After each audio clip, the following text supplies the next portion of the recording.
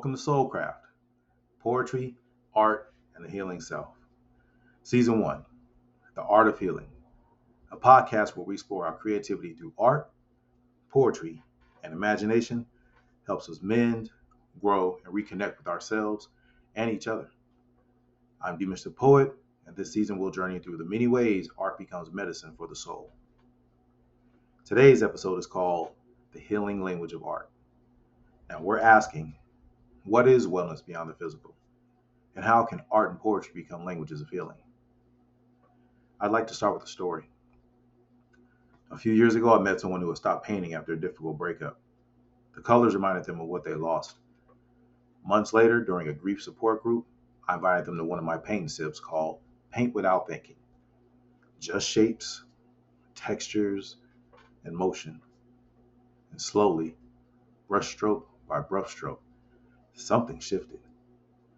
They told me, I didn't know I was allowed to make something so ugly, but it felt like breathing again. Art does that. It gives us a way to exhale what words can't reach. And maybe that's what healing really is. Not erasing pain, but finding a rhythm with it. Now, science is beginning to catch up with artists have always known. Creative expression changes the brain. Studies in art therapy show that when we draw, paint, or write poetry, our brains release dopamine, the same transmitter that helps us regulate mood and motivation. Creating art lowers the stress hormone and activates regions of the brain linked to reward and emotional regulation. So even if you've never considered yourself an artist, just engaging in creative play helps the mind restore balance.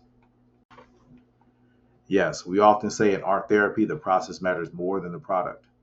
The goal isn't to make something beautiful, it's to externalize what's inside. When people engage in creative acts, they shift from problem-solving mode to a more embodied emotional space. And that's where insight and healing can occur. So art becomes a mirror, not to show us who we were, but who we're becoming. Now let's try a short grounding exercise together. You only need a notebook, or you can use the Notes app on your phone.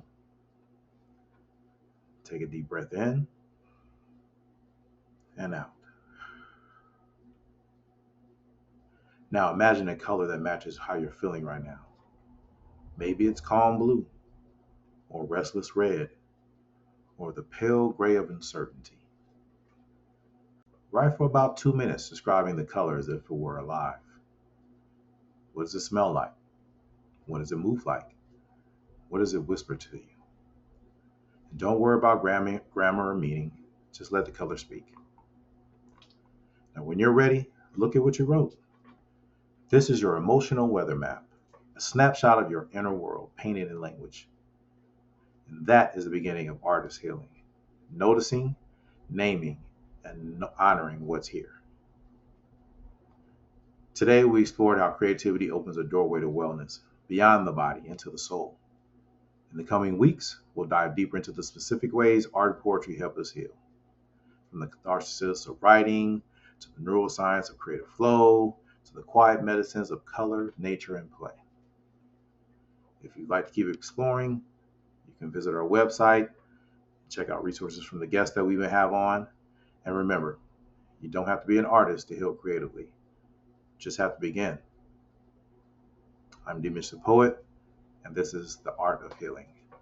Thank you for listening and for making a space to create, feel, and heal.